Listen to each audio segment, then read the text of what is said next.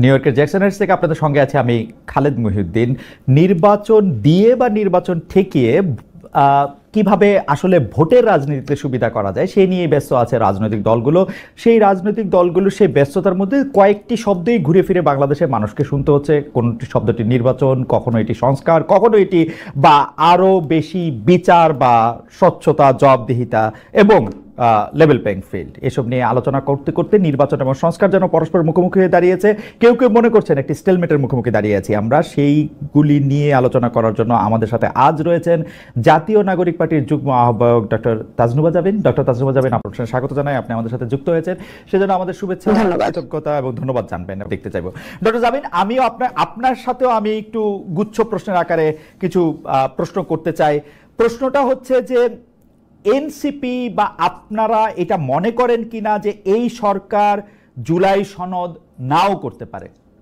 সব সময় জুলাই সনদের প্রতি গুরুত্ব দেন এবং জুলাই সনদ এমন একটা বা চার্টার, এটা এমন একটা বেস হবে যেটার উপর এই যে আমরা গণতান্ত্রিক ট্রান্সফরমেশন বলি বা ফ্যাসিবাদ থেকে গণতন্ত্রের দিকে যাত্রা বলি, যেটাই বলি, এই পথটার একটা দিক নির্দেশনা থাকবে বা একটা বেস তৈরি করে দিবে।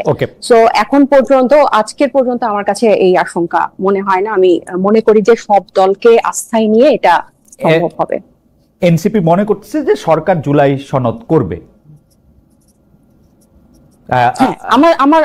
আমার কাছে কারণ হচ্ছে প্রথম দফার আলোচনা হয়েছে গতকাল থেকে, আবার সেকেন্ড দফার আলোচনা শুরু হয়েছে এবং এটা খুব আমি বলবো যে গুরুত্বের সাথে এখন পর্যন্ত সব দল দেখছে এবং জাতীয় ঐক্যমত্য কমিশনও দেখছে। কারণ আমাদের এই গণ অভ্যুত্থান পরবর্তী সময়টা আসলে মানে অনেক রক্তক্ষরণের উপর দাঁড়িয়ে, শহীদরা তাকিয়ে আছে।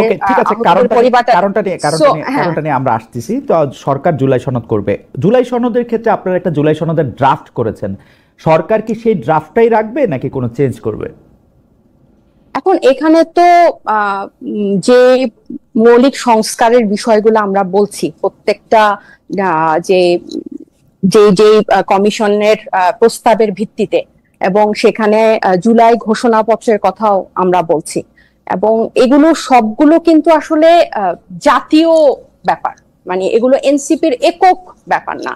জুলাই ঘোষণাপত্র যেটা 31শে ডিসেম্বর আমরা দিতে চেয়েছিলাম সব পক্ষের কে সাথে নিয়ে, মানে ফ্যাসিবাদ বিরোধী গণ অভ্যুত্থানের সব পক্ষকে সাথে নিয়ে, সেটা কিন্তু তখন সরকার নিজেরাই পরবর্তীতে বললো যে এটাই তারা দায়িত্ব নিয়ে এটা করবে। তো 15 কর্মদিবস অনেক পার হয়ে গেছে, এটা হয় নাই। যাই হোক, যেভাবেই হোক, এখন তারা এটাকে জুলাই সনদে অন্তর্ভুক্ত করবে। সো এটা কিন্তু সব পক্ষের জন্য, শুধুমাত্র তো এনসিপির লোকজনই গণ অভ্যুত্থানে অংশ নেয় নাই, যে ফেসবুকে লিখেছে, যে যেভাবেই অংশগ্রহণ করেছে, এটা সবার জন্যই আমরা এটার একটা ঘোষণাপত্র বা এটার একটা দালিলিক ফ্রেমওয়ার্ক চাই। তো এটা আমার কাছে মনে হয়। আর এর শেষ করেন আর হচ্ছে জুলাই সনদের মধ্যে যেই মৌলিক সংস্কারের বিষয়গুলো থাকবে, এবং সেই বিষয়গুলো অবশ্যই রাজনৈতিক সব পক্ষের ঐক্যমত হতে হবে। এবং আমি আরেকটা জিনিস এখানে মেনশন করতে চাই, আমরা একটু ছোট ছোট করে ডাক্তার যাবেন, আমরা একটু ছোট ছোট করে কথায় আসি। এই কথাটা বলি, রাজনৈতিক সব পক্ষ, মানে ইউজুয়ালি কি হয় যে রাজনৈতিক দলগুলোই এরকম পুরো দেশের বড় বড় সিদ্ধান্তগুলো নিয়ে থাকে, বা সংবিধান কেন্দ্রিক হোক বা হচ্ছে যে কোনো আইন, রাষ্ট্র কাঠামোর পরিবর্তন কিভাবে হবে, সব সিদ্ধান্ত। কিন্তু এই গণ অভ্যুত্থানটা কিন্তু এই রাজনৈতিক দলগুলোর কারণেই হয় নাই, বরং সাধারণ মানুষ এইটাতে অংশগ্রহণ করার কারণে, সাধারণ মানুষের নেতৃত্বে কিন্তু রাজনৈতিক দলগুলো গণ অভ্যুত্থানে অংশ নিয়েছে। তো এই গণ অভ্যুত্থানের অনেক বড় একটা হকদার বা অংশীদার হচ্ছে অরাজনৈতিক একটা অংশ। তো রাজনৈতিক দলগুলো যদি ঐক্যমতে পৌঁছাতে না পারে, তাহলে আমাদের মতে এটা অরাজনৈতিক বা এই সাধারণ জনগোষ্ঠীর কাছে কিন্তু চাওয়া উচিত যে একদম প্রিসাইসলি আপনারা এই ব্যাপারে কি চান। আমরা নানা দিকে মানে নিশ্চয়ই যাব। আমি যেটা বলতে চাইতেছি হচ্ছে যে জুলাই সনদের মধ্যে আপনাদের লিখিত কিছু প্রস্তাবনা আছে, আপনারা একটা জুলাই ঘোষণা দিতে চেয়েছিলেন, সেই জুলাই ঘোষণাটা সরকারের কাছে আসে। আপনি বলছেন যে জুলাই সনদে সেটা অন্তর্ভুক্ত হবে, সরকার যেগুলিকে সংস্কার মনে করতেছে, ঐক্যমত্য কমিশন, সেগুলি থাকতে হবে। দ্বিতীয় তৃতীয় যেটা আপনি বলতেছেন রাজনৈতিক পক্ষগুলি ঐক্যমত্যর মধ্যে থাকতে হবে। তো রাজনৈতিক পক্ষগুলি কারা? মানে এনসিপি, বিএনপি, রাজনৈতিক পক্ষগুলি একমত না হলে কি হবে সেটা আমি পরে আসতেছি। আমি যদি ধরে নেই এনসিপিও আসে এর মধ্যে, তাই না, রাজনৈতিক পক্ষ হিসাবে। তো এনসিপি কি এই জুলাই সনদটা মেনে নিবে কোনো একটা পরীক্ষার উপর ভিত্তি করে, নাকি এই জিনিসগুলি থাকতেই হবে এরকম কোনো একটা জায়গার মধ্যে থেকে আসে যে এই 5টা পয়েন্ট থাকতে হবে, আমরা যেরকম 5টা দফা দেই, 7টা দফা দেই? অর্থাৎ এনসিপির কোনো নির্দিষ্ট প্রেসক্রাইবড একটা কিছু আছে কিনা জুলাই সনদের জন্য?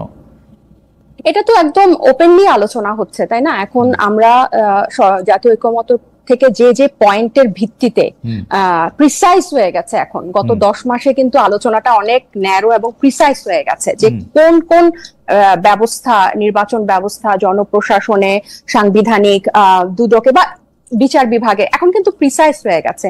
সো এই ব্যবস্থাগুলা হলে ভিত্তিতে জুলাই সনদটা হওয়া উচিত। এবং যেহেতু নির্বাচন, আপনি যেটাকে প্রিসাইজ বলতেছেন, আমি এটাকে প্রিসাইজ দেখতেছি না, এর মধ্যে অনেক আলোচনার জায়গা রয়েছে, অনেক গ্রে এরিয়া আছে। পয়েন্টগুলো প্রিসাইজ, না পয়েন্টগুলো প্রিসাইজ। এখন ধরা যাক এই জুলাই সনদ আপনাদের পছন্দ হলো না, এনসিপির পছন্দ হলো না, সেই ক্ষেত্রে আপনারা কি করবেন?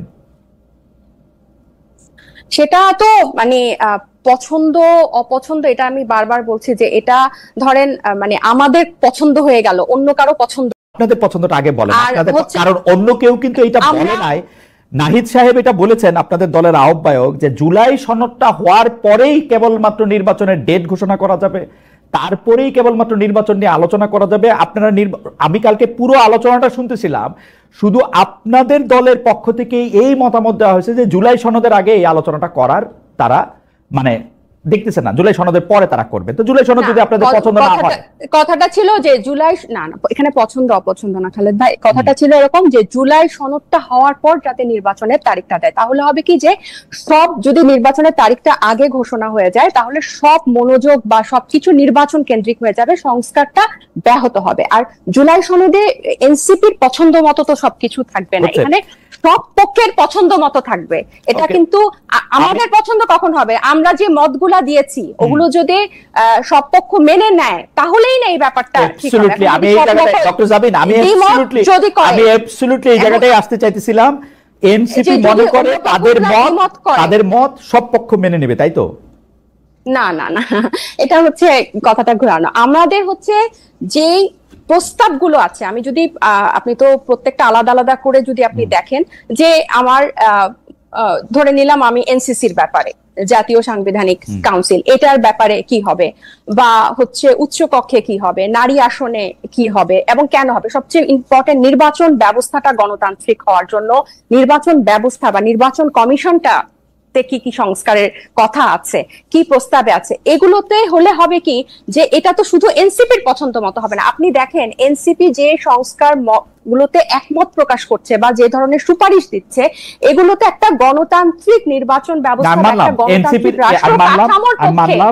এটা তো আপনি প্রধান, এমন তো না যে প্রধানমন্ত্রী পরপর, নাহিদ ইসলাম পরপর 10 বছর মানে 2 টার্মের বেশি, নাহিদ ইসলামের ক্ষেত্রে এটা হবে না। নাহিদ ইসলামের ক্ষেত্রেও পরপর 2 টার্মের বেশি, এনসিপির কোন প্রার্থীর ক্ষেত্রেও পরপর 2 টার্মের বেশি। কারণ নাহিদ ইসলামের পক্ষে এটা বলা সহজ, কারণ নাহিদ ইসলামের পক্ষে এটা বলা সহজ, কারণ নাহিদ ইসলাম প্রধানমন্ত্রী হবেন না, সেজন্য এটা বলা সহজ। আমি যেটা বলতেছি সেটা হচ্ছে যে জুলাই মানে আজকের বাস্তবতায় জুলাই সনদটা যদি এনসিপির, তার মানে বাকিরা বলছে কারণ তারা শিওর যে তারা প্রধানমন্ত্রী হবে, তাই পথটা, মানে ব্যাপারটা এরকমই তাই পথটা অনন্তকালের জন্য খোলা রাখতে চাচ্ছে। রাইট বিএনপি এরকমই মনে করতেছে। বিএনপি মনে করতেছে যে তারেক রহমান সাহেব প্রধানমন্ত্রী হবেন এবং তিনি যাতে আজীবন প্রধানমন্ত্রী থাকতে পারেন সেইটার একটা ব্যবস্থা যাতে করা যায়। জুলাই সনদটার ক্ষেত্রে আমার কাছে মানে আমি প্রশ্নটা আরেকটু প্রিসাইজ করি, যে ধরেন জুলাই সনদটা এনসিপির পছন্দ হইল না, যেগুলি পৃথিবীর সবচেয়ে ভালো ভালো প্রস্তাব জনাব নাহিদ ইসলাম এবং তার দল দিয়েছেন সেগুলি তাদের পছন্দ হইল না, সেই ক্ষেত্রে কি নির্বাচনের ডেট তখন দেয়া যাবে না? মানে আপনাদের টার্গেটটা কি, আইডিয়াটা কি, যে জুলাই সনদটা ধরেন আমাদের ভালো লাগবে না? এটার জন্যই তো আমি আপনাকে শুরুতে কথাটা বললাম। আপনি কিন্তু ব্যাপারটা বললেন না যে যদি সব পক্ষ একমত না হয় এরপর কি হবে। অপছন্দ না হওয়া মানে কি, এনসিপি রাজি হচ্ছে না, এনসিপি একমত হচ্ছে না জুলাই সনদে যেভাবে আছে, তখন কি হবে, তখন কার কাছে যাবে? তখন আমাদের কথা হচ্ছে আপনি মানুষের কাছে জিজ্ঞাসা করেন, আপনি কি এই মানুষের কাছে জিজ্ঞাসা করেন, তো একটাই উপায় নির্বাচন। মানুষের কাছে তো জিজ্ঞেস করার একটা উপায় নির্বাচন। এই 6টা উপায় বলেছে খালেদ ভাই, এই জিনিসগুলো বাস্তবায়ন করার 6টা উপায় কিন্তু জাতীয় ঐক্যমত্য কমিশন বলেছে। নির্বাচনের আগে গণভোটের মাধ্যমে, নির্বাচনের সময় গণভোটের মাধ্যমে, গণপরিষদ নির্বাচনের মাধ্যমে, নির্বাচনের আগে অধ্যাদেশের মাধ্যমে 6টা পথ কিন্তু বলেছে। শুধু নির্বাচন বাদে বাকি সবগুলো আপনি যে না সেটাও আছে শেষের দিকে, কিন্তু মানে আপনি এখন গণভোট কেমনে করবেন? আপনার সংবিধানে গণভোট নাই, সংবিধান বাদ দিয়ে গণভোট করবেন? গণ অভ্যুত্থানে সংবিধানে কি গণ অভ্যুত্থান ছিল? না, ছিল না। সংবিধানে তো গণ অভ্যুত্থান ছিল না, কিন্তু গণ অভ্যুত্থানের পরবর্তীতে সংবিধান মেনে শপথ নিছে সরকার, এই সরকার গণভোট কেমনে করবে? সেটা তো এটা এই প্রশ্ন, এই ব্যাপারটা যখনই আমরা বলি যে গণ অভ্যুত্থান বা এতগুলা রক্তপাতের পর এই সময় এটা পরিষ্কার সবাই বলে যে এই সরকার না এটা বলবেই এই সরকারের সবগুলি সাংবিধানিক সুবিধা নিয়ে তারপরে সংবিধান মানবে না, তা তো হইতে পারে না। সবগুলি সংবিধানের প্রোটেকশন নিয়ে তারপরে সংবিধান মানবে না, এটা তো হইতে পারে না। মানে এটা পরিষ্কার। আমি কি দেখতে পাচ্ছি সেটা আমি একে বলি, এবার আপনি আপনার মন্তব্য দেন। আমি দেখতে পাচ্ছি যে জুলাই সনদটা কোনোভাবেই এনসিপির পছন্দ হবে না, কারণ এনসিপি যা লিখে দিবে সেটা যদি পুরোটা দেওয়া হয় তাহলে আবার বিএনপি পছন্দ করবে না। তখন বলা হবে যে জুলাই সনদ আমাদের পছন্দ হয় নাই, সুতরাং এখানে এখন নির্বাচন হবে না, গণভোট দাও, জাতীয় পরিষদ নির্বাচন দাও, এই দাও সেই দাও, জাতীয় নির্বাচন ছাড়া বাকি সব কিছু কারণ যেহেতু নাহিদ ইসলাম প্রধানমন্ত্রী হবেন না, সেহেতু নাহিদ ইসলাম অন্য কাউকে প্রধানমন্ত্রী হতে দিবেন না। আপনি বলেন না এই গণভোট দাও, গণপরিষদ দাও, এই সেই দাও, বাক্যটা এরকম না। আপনি গণভোট সরাসরি, এই যে আপনি আপনি যদি সরাসরি জিজ্ঞেস করেন যে আপনারা প্রধানমন্ত্রীর মেয়াদ 2 বছর 2 বারের বেশি চান কিনা জীবনে, ওনারা যদি বলেন গণভোটে যদি বলে যে হ্যাঁ চাই, তাহলে এটা হবে। ওনারা যদি বলে যে জাতীয় সাংবিধানিক কাউন্সিলের মাধ্যমে প্রতিটা বিষয়ে গণভোট হবে, প্রতিটা বিষয় তো আলাদা করা আছে না, প্রতিটা বিষয়ে গণভোট হবে। এত আপনি শোনেন, এই এক ব্যক্তি কেন্দ্রিক, মানে একজন ব্যক্তিকে কেন্দ্র করে 3 বার সংবিধান সংশোধন হয়েছে। এত বড় একটা গণ অভ্যুত্থানের পরে কি আমরা সামান্য এই জিনিসটা করতে পারবো না? আচ্ছা এটা একটা বলেন তো, এক ব্যক্তিকে কেন্দ্র করে কোথায় 3 বার সংবিধান সংশোধন হয়েছে? 6ষ্ঠ সংশোধনী হয়েছে। এই যে আব্দুল সাত্তার আলাদা ব্যক্তি কেন্দ্র করে 3টা সংশোধনী হয়েছে, এক ব্যক্তি কেন্দ্র করে 3টা হয় নাই। এক ব্যক্তি কেন্দ্রিক মানে 3টা। আচ্ছা মানে একজন পার্সন কেন্দ্রিক। হ্যাঁ, এবং এই গণ অভ্যুত্থানটার পর আমি বলছি কেন যে এই গণভোটটাকে কেন আপনারা এটাকে একটা ঝামেলার বিষয় মনে করছেন, যে হে গণভোট, গণপরিষদ, হ্যান ত্যান, এই ব্যাপারটা কিন্তু অনেকটা হালকা হয়ে যায়।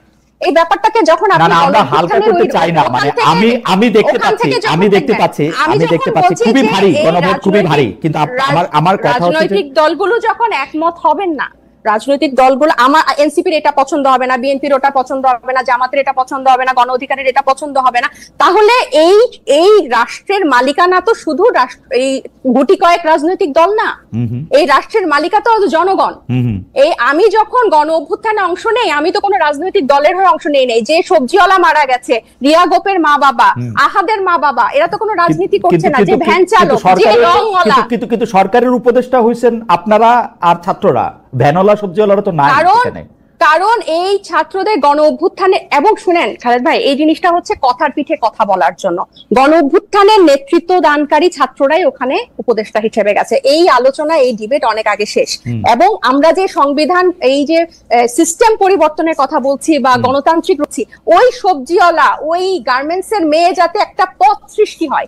আমি যে রাজনীতিতে আসব, আমি একটা প্রিভিলেজ মনে করি নিজেকে, আমি একজন প্রিভিলেজ শহুরে মেয়ে হয়ে যে আমি রাজনীতিতে আসব, এই পথ কিন্তু গত দশকগুলাতে আমি কখনো দেখি নাই, কিন্তু এখন এই পথটা সৃষ্টি করা লাগবে।